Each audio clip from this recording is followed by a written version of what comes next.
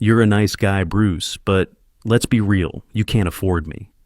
That's exactly what she said, not in private, not in a text. Lisa stood up at the head of the table, tapping a silver spoon against her champagne flute until the entire patio went silent. 20 people, her family, her friends, her father's business partners, stopped talking. The ocean breeze was rattling the umbrellas at this rented Hamptons estate, but it felt like all the air had been sucked out of the zip code. She looked at me, then looked at her father, Carl, who was swirling his scotch with a look of pure, unadulterated smugness. "I think we've all been polite long enough," Lisa announced, her voice steady, practiced. She smoothed the front of her white silk dress. "Bruce, us, it's just not realistic anymore. Look around. This is the life I'm building. And you're sweet. You really are. But you're dragging me down to a tax bracket I have no intention of visiting." Her cousin snickered. Actually snickered. A harsh, wet sound that cut through the silence. I sat there, gripping my fork, feeling the heat rise up my neck. It wasn't just the rejection, it was the ambush. We had been here for 4 days. 4 days of her family treating me like the help, making cracks about my cute little job, and my vintage, beat-up Ford Explorer. And now, the grand finale. A public execution to prove to Daddy that she was ready to get serious about her future. "Don't look so shocked," she added, tossing her hair back. "You knew this was temporary. You had to know. I need a partner, Bruce. A power player. Not someone I'd have to explain the menu to." Carl leaned forward, his face flushed with expensive liquor and arrogance. "She's doing you a favor, son. Cut the dead weight now before you drown trying to keep up. Take the train back to the city. I'll even cover the ticket." He threw a $100 bill onto the tablecloth. It landed right in the butter dish. Greasy, insulting, perfect. That was the moment. The point where a lesser version of me would have flipped the table or cried. Instead, I felt this cold, calm clarity wash over me. It was like the noise of the party faded out, replaced by a low, steady hum in my ears. They thought they were discarding a broke nobody. They had no idea they were spitting in the face of the guy who could buy and sell their entire debt-ridden empire 3 times over before breakfast. I looked at the $100 bill, looked at Lisa, who was already turning away to laugh with her maid of honor, dismissal complete. "You're right," I said. My voice didn't shake. "I don't belong here." I pulled out my phone. 1 text, 5 words. "Extract me, package alpha, now." Then I picked up my drink, downed it, and waited for the rotors. Part 1, the long con. My name is Bruce, I'm 31, and I don't work in logistics support, which is what I've been telling people for 3 years. I founded a proprietary algorithm specifically for high-frequency maritime shipping. We optimize routes for 40% of the global cargo traffic. I sold the majority stake to a conglomerate 2 years ago for $215 million. I kept a board seat and enough equity to keep me on the Forbes list if I let them print my name, which I don't. Money is weird. It ruins things. It rots people from the inside out. I learned that the hard way in my 20s. You walk into a bar wearing a Patek Philippe, and suddenly everyone loves your jokes. You drive a McLaren, and women who wouldn't look at you twice are suddenly soulmates. It's hollow. It's lonely. You never know who is there for you and who is there for the lifestyle. So I went underground. I drive a 2018 Ford with a dent in the bumper. I rent a decent but unassuming apartment in Queens. I wear t-shirts without logos, Fruit of the Loom, mostly. I wanted to see who would stick around for me. Just Bruce. The guy who likes spicy noodles, bad sci-fi movies, and hiking on weekends. Then I met Lisa. We met at a dog park in Brooklyn. She was walking a French bulldog that cost more than my first car. I was walking a mutt I rescued named Buster. She was struggling to open a poop bag. I helped her. We talked. She was funny, sharp, a little pretentious, sure, but I thought maybe that was just a defense mechanism. She worked in PR for a fashion label not high up, but enough to think she was Vogue royalty. We dated for 14 months, and for 14 months I played the role, the supportive middle-class boyfriend. I paid for dinners, but I checked the prices visibly. I saved up for special dates. I listened to her complain about how expensive Manhattan was. I thought we were happy. I really did. I ignored the red flags because I wanted it to work. There were so many flags, like our 6-month anniversary. I bought her a heartfelt handwritten letter and a vintage locket I found at a flea market. It wasn't expensive, but it was unique. She opened it, looked at it, and said, "Oh, cute." Then she asked if I had kept the receipt, or the time my car broke down on the way to her friend's wedding. She didn't ask if I was okay. She screamed at me for ruining her entrance. "This is why you need a real car, Bruce. It's embarrassing to be seen in this junk heap." I brushed it off. I told myself she was just stressed. I told myself she was ambitious, and that pushed me to be better. I didn't realize she was keeping a scorecard, and I was losing points every single day. Part 2. The Week from Hell. The invite to the Hamptons came 3 weeks ago. Her dad, Carl, was renting this massive estate for his 60th birthday week. A family merger of sorts, lots of networking, lots of old money posturing. "I want you to come," Lisa had said, eyes pleading. "But maybe dress up a bit. Dad is particular." Particular was an understatement. Carl was a mid-tier real estate developer who acted like he built New York himself. He was leveraged to his eyeballs. I knew this because I have friends in finance who laughed when I mentioned his name, but he played the part of the tycoon perfectly. Tuesday, the arrival. The drive up was the first nightmare. Lisa refused to ride in my Ford. "It smells like wet dog, Bruce. We're taking the jitney. It's chic." So we took the bus. When we arrived, the judgment started before I even put my bag down. Carl met us in the driveway. He was wearing linen pants and holding a cigar. He clearly didn't know how to smoke properly. He looked like a caricature of a rich villain from an 80s movie. "So this is the guy," Carl said, not offering a hand. He looked me up and down, staring at my sneakers. "Lisa said you're in shipping." "Logistics," I said, keeping my voice neutral. "Back-end support. I make sure things get from A to B." "Computers," Carl sniffed. "IT guy. Got it. Well, try not to bore the guests. We have some heavy hitters coming this weekend. Don't embarrass her." He didn't even tell me where to put my bag. The butler actual staff had to pity me and point me toward the guest cottage. Not the main house. The cottage. It was basically a converted shed near the pool filter. Lisa stayed in the main house. "Daddy wants me close," she claimed. Wednesday. The golf incident. Wednesday was worse. Carl insisted on a golf outing. I don't play golf often, but I know how to swing a club. But I didn't have clubs with me. "No worries," Carl said, grinning like a shark. "You can use the loaners, or just caddy for us. Might be more your speed." I ended up walking the course with them. Carl, his brother Sterling, and a guy named Trent, a hedge fund analyst, who was clearly there to sniff around Lisa.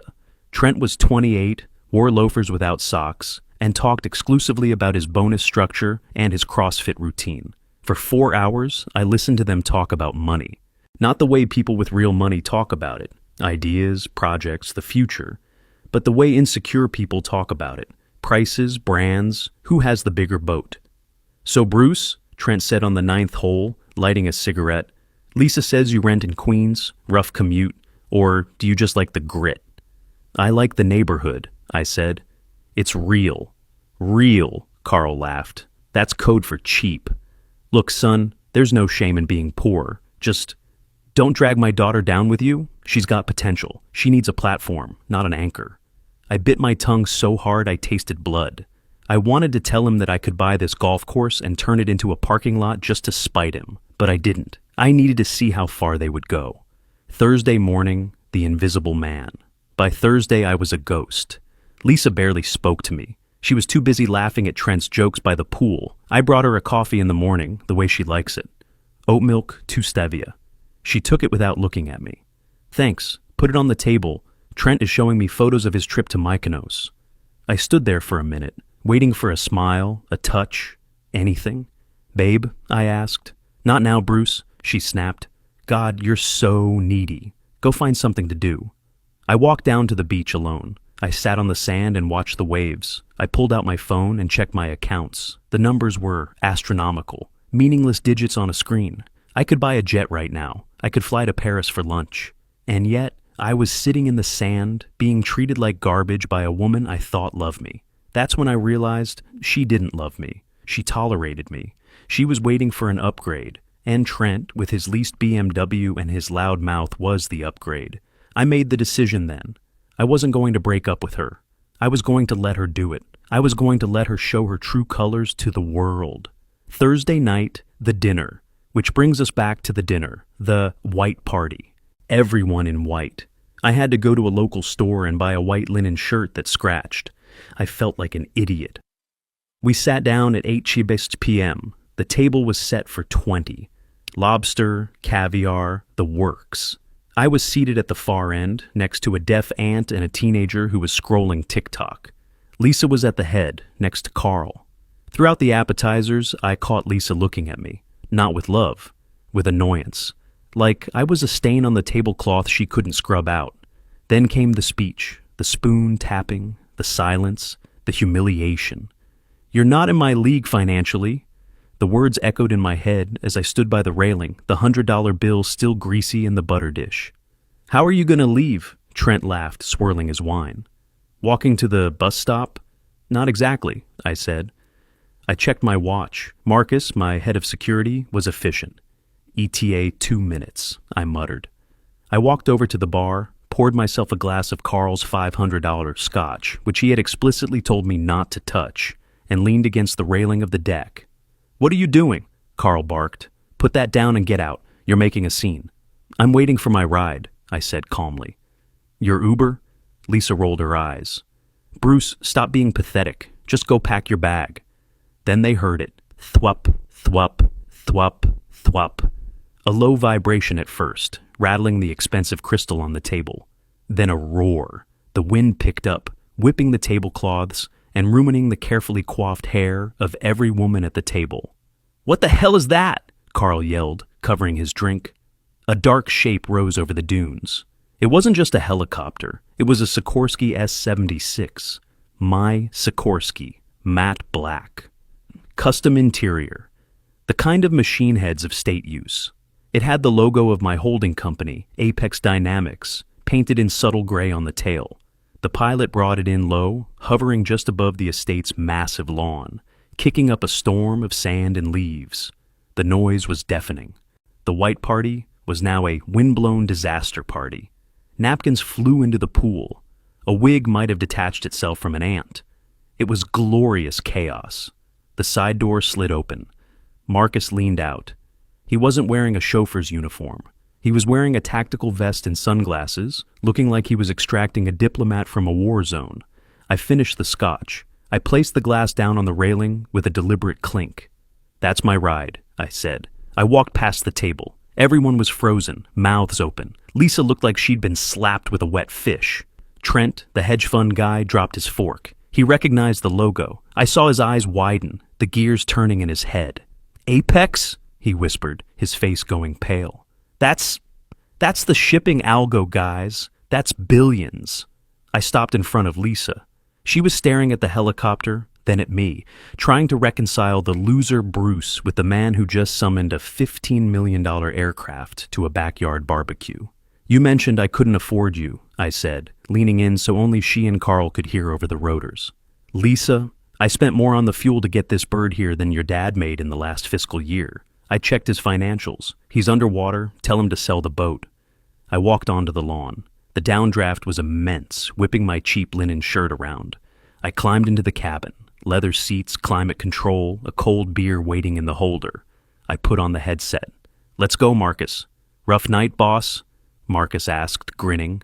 You have no idea. As we lifted off, I looked down. The entire dinner party had rushed to the edge of the deck. They were filming, phones out. Lisa was standing alone, looking up, looking small.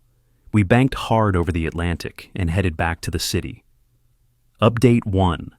The fallout. Tabim 2 days later. You would think the helicopter was the end of it. It wasn't. It was the match that lit the dumpster fire.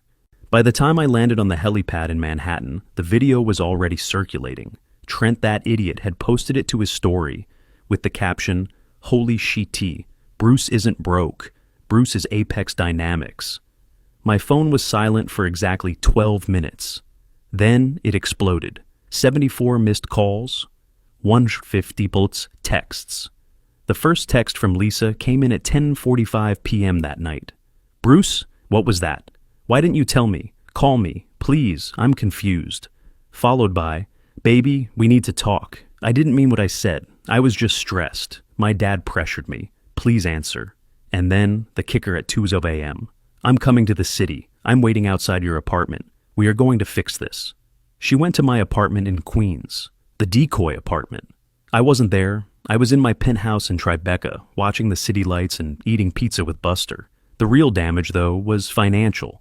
Remember how I told Lisa her dad was underwater? I wasn't bluffing. I had my team run a background check on Carl when the invites went out, just for safety. Carl's development company was leveraged against assets he didn't really own.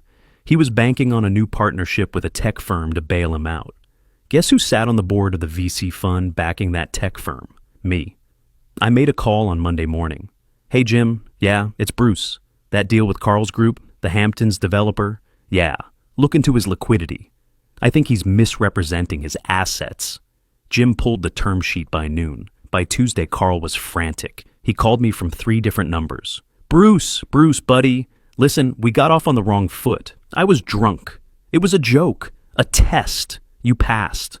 Look, about that deal, you have to help me. They pulled the funding. I'm ruined, Bruce. We're family.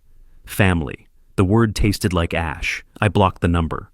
Update 2. The desperation. 1 week later. It's been a week. The story hasn't died down. It's gotten worse for them. Because this is New York and circles are small. Everyone knows. Lisa has been effectively blacklisted from the serious dating pool. The video of her dumping a secret multimillionaire is now a cautionary tale in every bar in the financial district. Men don't want to date the girl who couldn't spot quality if it hit her in the face. She's radioactive. She tried to ambush me at my office. She didn't know where my office was, so she went to the old address listed on a shell company I used for mail. It's a UPS store. She stood outside a UPS store for 3 hours in heels. I finally sent her an email, not a text, an email. Lisa, please stop. It's over. You made your choice publicly. I accepted it publicly. There is nothing to discuss. She replied with a novel, pages of excuses, how she was protecting me from her dad.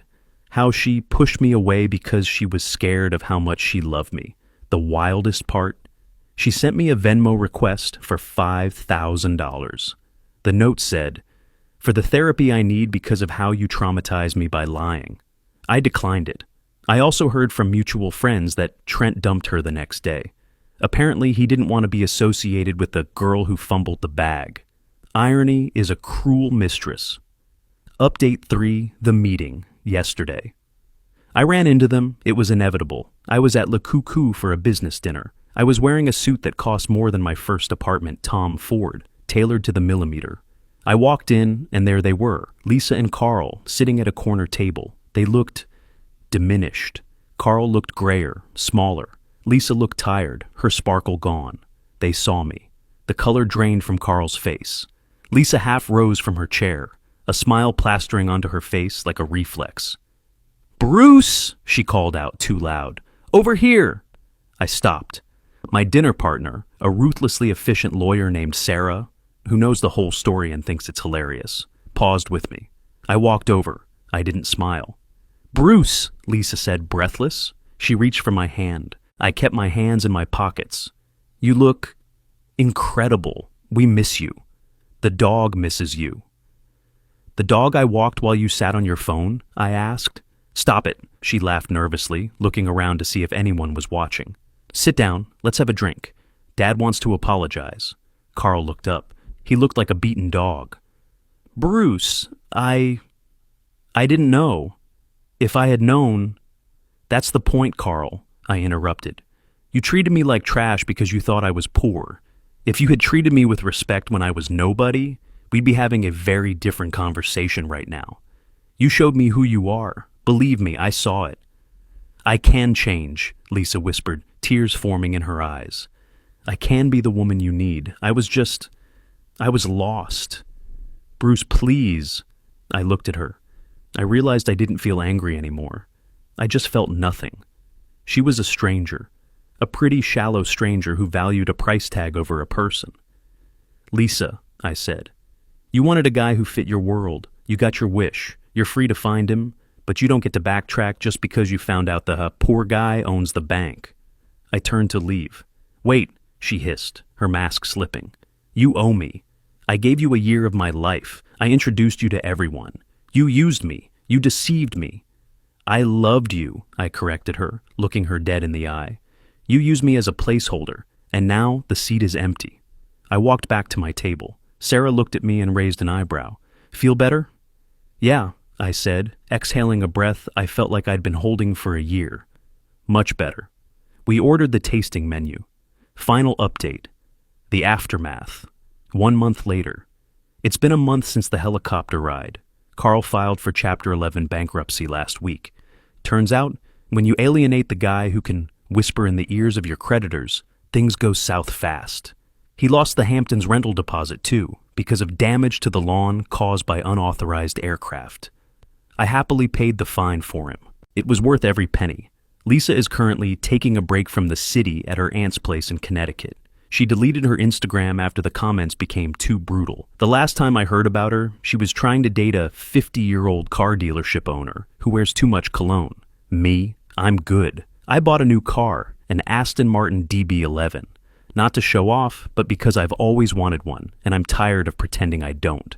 I still go to the dive bar in Queens for wings on Tuesdays. I still wear t-shirts, but last week I met someone. Her name is Elena. She's a pediatric nurse. We met at a bookstore. She dropped a stack of books, and I helped her pick them up. I asked her if she wanted coffee. She looked at my watch.